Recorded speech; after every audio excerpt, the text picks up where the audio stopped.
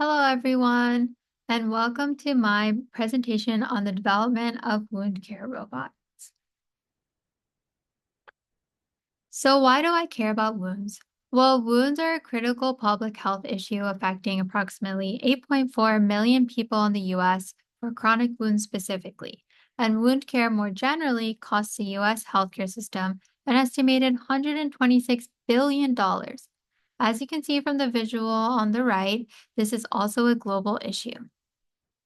Wounds further disproportionately affect older adults, which is a very fast growing population, and this is compounded with a nursing staff shortage. Therefore, there is a need for alternative solutions. I believe that robotics can be an avenue to supporting nurses in wound care. However, in order to understand how robots can support nurses, we need to understand how wound care is done so we can translate it into applicable robot design that can improve nurse workload and patient care. So you may ask, are there currently any existing wound care robots? Well, there have been a few studies focusing on some wound care tasks, such as specifically cleaning surgical wounds or measuring wounds. However, there is not a full understanding of the actual needs within wound care and how robots can help. These studies do not focus on the perspective of the nurses, whose input and opinions are critical to better understanding how robotic systems can help in wound care.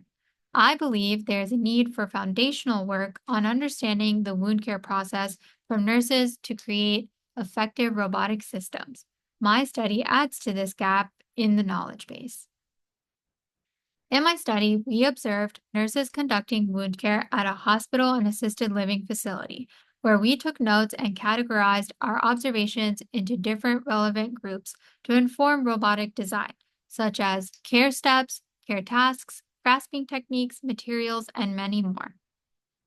Our findings from this study include the first wound care taxonomy from a robotics perspective, robot design recommendations, wound care data set, and coding schema to analyze the wound care data set. And finally, we provide a case study showing how to utilize our design recommendations through the development of a wound dressing robot. Here is our taxonomy we made from the ground up and is the first wound care taxonomy for robotics, and it outlines the interaction type, subject type, and tasks done by nurses during wound care. Another important finding from our study was pinpointing time-demanding care steps. We found that nurses spent most of their time setting up for wound care or dressing wounds. We decided to approach wound dressing as a case study to show how to utilize our design recommendations into a robotic system. More of our findings will be submitted for publication this year. These are the 6 design recommendations we extracted from our study specifically for wound dressing. From our study, we have recommendations for each wound care step and care tasks found in our taxonomy. As I go through my robotic design, you will see each of these robot capabilities inspiring our design decisions. Wound dressing requires the picking and placing of gauze using precision and non-prehensile grasping, as seen on the figure to the left. The materials are also need to be picked and pressed from the edge of the material to maintain sterility and accuracy. We incorporated this into our design by using a roller mechanism, as seen in this video. This design uses the hook to pick up gauze from the edge of the material when rotated clockwise, but then the hooks retract when rolled counterclockwise in order to be able to press gauze onto a wound site without harming the patient. Here's a prototype of our roller mechanism picking up gauze. As you can see, the hooks are attached onto the gauze. The roller then rotates and lifts the gauze up. This is our current roller design. The model design is to the left, and the 3D printed design is on the right.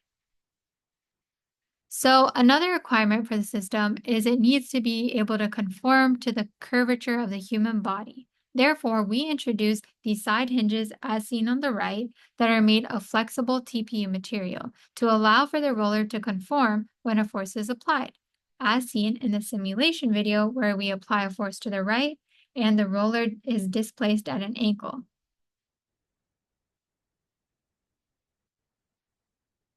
Here is an example of our roller in the real world conforming to a human arm. As you can see, when the roller is pressed down, it conforms and displaces at an angle. As you can see on the right side, the red line shows the angle at which the roller conforms to. Finally, this is our current design setup for the full wound dressing process. The roller mechanism lifts the gauze up, moves to the wound site with the gauze.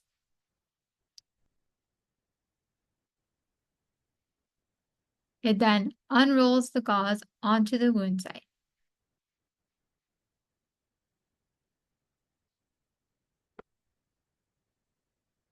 Our next steps are that we would like our roller currently conforms to 25 degrees. We would like it to reach 45 degrees and to implement a taping mechanism to secure the gauze.